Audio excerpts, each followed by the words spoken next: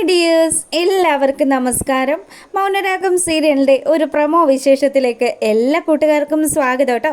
അപ്പം നിങ്ങൾ ആരെങ്കിലുമൊക്കെ ആദ്യമായിട്ടാണ് നമ്മുടെ ഈ ഒരു ചാനൽ കാണുന്നതെങ്കിൽ നിങ്ങൾക്ക് ഇഷ്ടപ്പെട്ട് കഴിഞ്ഞാൽ ഇപ്പം തന്നെ ഒന്ന് ലൈക്ക് ചെയ്തേക്കണേ. നേരെ നമുക്ക് കിരണിൻ്റെയും കല്യാണിയുടെയും ഒക്കെ ആ ഒരു വിശേഷത്തിലേക്ക് പോയാലോ.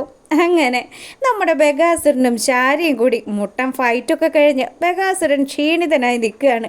അപ്പോൾ പുള്ളിക്കാരനാണെങ്കിലോ ഇങ്ങനെ ആലോചിച്ചു, ഇവൾ ഒരു തരത്തിൽ പറഞ്ഞു കഴിഞ്ഞാൽ എല്ലാം ശരി തന്നെയല്ലേ, താൻ ചെയ്തു കൂട്ടിയതിൻ്റെ ഒക്കെ ഒരു കർമ്മഫലമാണ് താനിപ്പോൾ അനുഭവിച്ചുകൊണ്ടിരിക്കുന്നത്. എന്തായാലും അങ്ങനെ അങ്ങ് ആശ്വസിക്കാനും പറ്റില്ല. സ്വന്തം മകളുടെ ജീവിതം വെച്ചുള്ള കളിയാണല്ലോ. അല്ലെങ്കിലും ഈ പെങ്കൊച്ചിപ്പോൾ ഇത് എവിടെ പോയതായിരിക്കും? ശാരിയോട് ഒരു വാക്ക് പറഞ്ഞിട്ടില്ല. മനു ആണെങ്കിൽ ഇവിടെ ഇല്ലേം താനും. ഇനി എന്താ ചെയ്യണത്? മകളെ എവിടെ പോയി അന്വേഷിക്കുമെന്നൊക്കെ ആലോചിച്ചുകൊണ്ട് ബഗാസുരൻ അങ്ങനെ നിൽക്കുക. ഇതിനിടയ്ക്ക് ആശാനൊരു സംശയമുണ്ട്. ഇനി മനോഹരൻ്റെ കള്ളക്കളികൾ എങ്ങാനും കണ്ടുപിടിച്ചിട്ട് അതിൽ സംശയം എങ്ങാനും ഉള്ളതുകൊണ്ട് അവൾ പുറത്തേക്ക് എങ്ങാനും പോയി അന്വേഷിക്കാൻ പോയതായിരിക്കുമോ എന്നുള്ളൊരു ഡൗട്ട്. അങ്ങനെ ആശാൻ ഇങ്ങനെ ആലോചിച്ച് ചിന്തിച്ചൊക്കെ നിൽക്കുമ്പോഴത്തേക്കിനും മനു അങ്ങോട്ട് വരിക.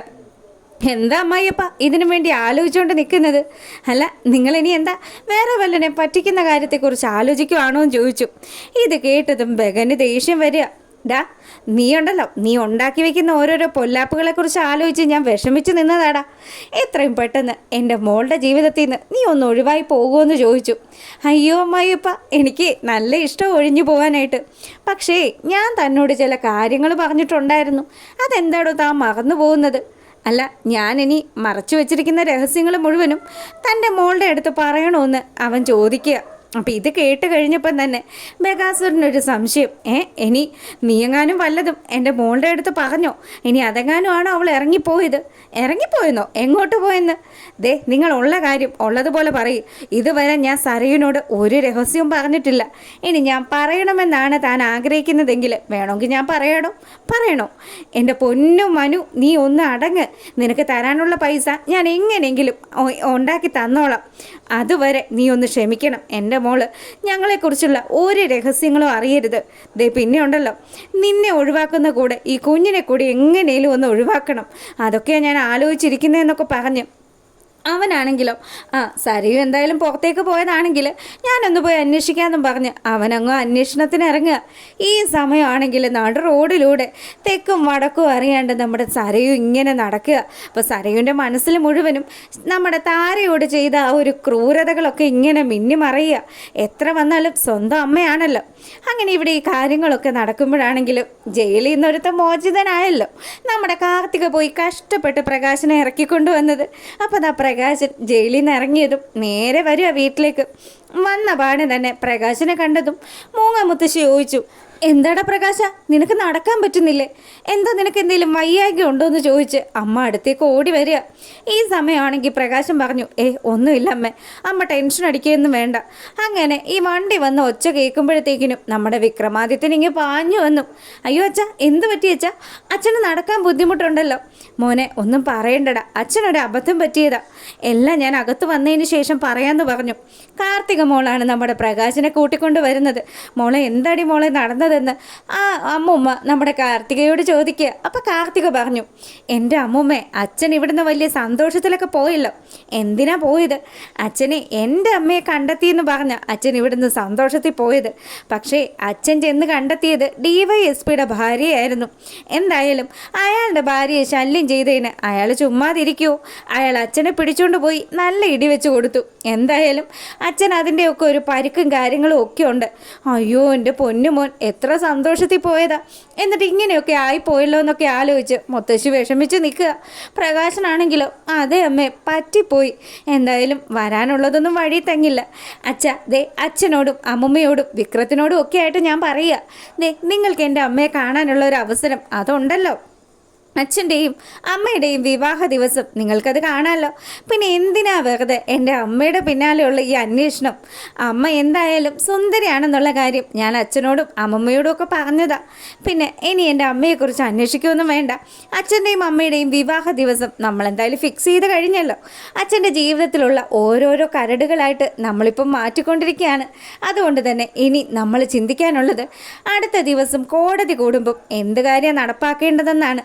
അല്ലാണ്ട് വെറുതെ എൻ്റെ അമ്മയെ കാണണം അമ്മയെ കാണുമെന്ന് വിചാരിച്ച് ഇനി ഇതുപോലെ ഈ കല്യാണം അടുത്ത സമയത്ത് അച്ഛ ഇതുപോലെയുള്ള പരിക്കുകളൊന്നും വരുത്തി വെക്കല്ലേ എന്ന് കാർത്തിക പറഞ്ഞു. അപ്പം ഇത് കേട്ടതും പ്രകാശനാണെങ്കിൽ ശരിയാ മോളെ, എനിക്കൊരു അബദ്ധം പറ്റി.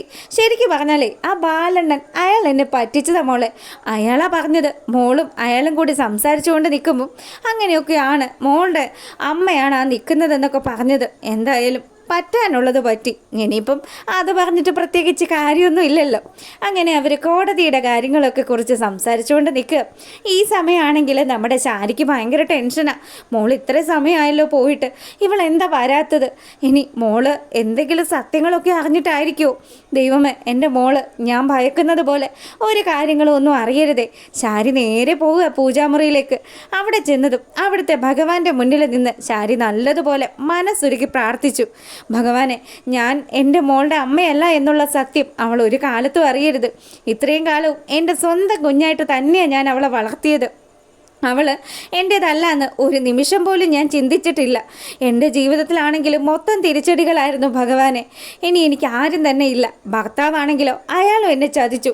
അങ്ങനെ ഇവർ ഈ കാര്യങ്ങളൊക്കെ ആലോചിച്ചുകൊണ്ട് നിൽക്കുമ്പം നമ്മുടെ മനുദാ പോയി സരയുവിനെ കണ്ടെത്തിക്കൊണ്ട് വരിക. സരയു ആണെങ്കിലോ പരസ്പര വിരുദ്ധമായിട്ട് മനുവിനെ കണ്ടതും മനുവേട്ടാന്ന് വിളിച്ചിട്ട് എന്തൊക്കെയോ വേറെ രീതിയിൽ മനുവേട്ട എല്ലാവരും കൂടി ചേർന്ന് എന്നെ ചതിച്ചു എന്നൊക്കെ പറഞ്ഞ് അങ്ങനെ ഒരു ബന്ധവും ഇല്ലാത്ത കാര്യങ്ങൾ ഇവളിങ്ങനെ സംസാരിക്കും. ഇത് കേട്ടതും നമ്മുടെ മനോഹരൻ ആദ്യം ഒന്ന് ആലോചിച്ചു. ദൈവമേ, ഇനി ഇവൾ എന്നെക്കുറിച്ചുള്ള എന്തെങ്കിലും കാര്യങ്ങളാണോ അറിഞ്ഞത്? അതുകൊണ്ടാണോ ഇവൾ ഇങ്ങനെയൊക്കെ പറയുന്നത്? ഇവൾക്ക് ഭ്രാന്തായോന്ന് പോലും ഒരു നിമിഷം നമ്മുടെ മനു ആലോചിച്ചു. അങ്ങനെ കാര്യങ്ങളൊക്കെ അന്വേഷിച്ചും പെറുക്കിയും വീട്ടിൽ വരുന്ന സമയത്ത് കുഞ്ഞിവിടെ ഉണ്ടോ മനുവേട്ടാ? എൻ്റെ കുഞ്ഞിനെ ഇനി അവരാർക്കെങ്കിലും എടുത്ത് കൊടുത്തോ എന്നൊക്കെ പറഞ്ഞ് അവൾ ഓടിക്കേറി കുഞ്ഞ് കിടക്കുന്ന റൂമിലേക്ക് ചെല്ലുക. അവിടെ ചെന്നതും കുഞ്ഞ് നല്ല സേഫായിട്ട് അവിടെ കിടന്നുറങ്ങുക. കുഞ്ഞിനെ എടുത്തിട്ട് മനുവിൻ്റെ അടുത്ത് ചേർന്ന് നിന്ന് നമ്മുടെ സരയുവാണെങ്കിലോ എല്ലാവരും എന്നെ പറ്റിച്ചു മനുവേട്ടാ. ഞാൻ വിശ്വസിച്ചതാ, എൻ്റെ അച്ഛനെ അമ്മയൊക്കെ ജീവന തുല്യം വിശ്വസിച്ചതാ. പക്ഷേ അവരെല്ലാവരും എന്നെ പറ്റിക്കുമായിരുന്നു. ഇത്രയും കാലവും ഞാൻ പല സത്യങ്ങളും മനസ്സിലാക്കിയില്ല. ഇന്നെനിക്ക് കിരൺ വേണ്ടി വന്നു ആ സത്യങ്ങൾ മനസ്സിലാക്കാനെന്ന് പറഞ്ഞതും നമ്മുടെ മനു ഇതാ ഇടുത്തി വീണതുപോലെ നിൽക്കുക. കിരൺ എന്തു പറഞ്ഞു എന്ന് നീ പറയുന്നത്? അതോ മനുവേട്ട ഒന്നും പറയണ്ട, ഞാൻ മനുവേട്ടനോട് മാത്രം ഈ സത്യങ്ങളെല്ലാം തുറന്നു പറയാം. അല്ലെങ്കിലുണ്ടല്ലോ ഒരു പക്ഷേ എൻ്റെ സമനില തെറ്റും മനുവേട്ടാന്ന് പറഞ്ഞ് അവൾ ഇങ്ങനെ സത്യങ്ങൾ പറയാൻ നിൽക്കുക. ഈ സമയം എന്താ നമ്മുടെ പ്രകാശൻ നിന്നുകൊണ്ട് ഓരോ കാര്യങ്ങൾ കോടതിയിൽ ചെന്നാൽ എങ്ങനെയായിരിക്കും? എനിക്കെന്തായാലും പാരയായിട്ട് ലക്ഷ്മി വരില്ലല്ലോ. അതുകൊണ്ട് തന്നെ ആ ഒരു സന്തോഷം എന്തായാലും മനസ്സിലുണ്ട്.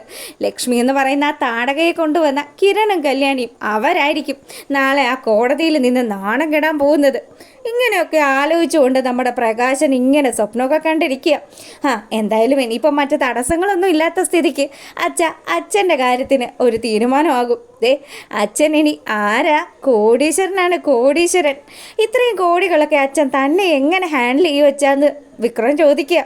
അതിന് ഞാനല്ലല്ലോ എല്ലാം ഹാൻഡിൽ ചെയ്യുന്നത്.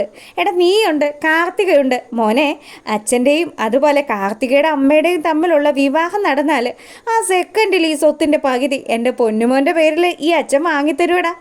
അങ്ങനെ ഈ കാര്യങ്ങൾ കേട്ട് കഴിയുമ്പോൾ വിക്രത്തിന് വലിയ സന്തോഷമായി. അതെന്തായാലും എൻ്റെ അച്ഛൻ ചെയ്യുമെന്നൊക്കെ എനിക്കറിയാം.